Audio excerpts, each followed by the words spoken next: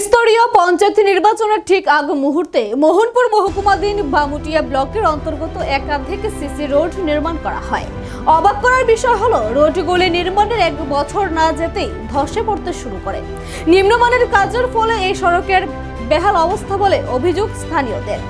উক্ত রাস্তাটি পঞ্চায়েত নির্বাচনের আগে করা হয়, কিন্তু রাস্তা নির্মাণের 1 বছরও হয়নি, এরই মধ্যে ধসে পড়ে উঠে যাচ্ছে বালি। তাই পুনর্নির্মাণের কাজ শুরু হয় শনিবার, কিন্তু স্থানীয় জনগণের প্রশ্ন, সড়কগুলো নির্মাণের 1 বছর না যেতেই ধসে পড়লো কেন?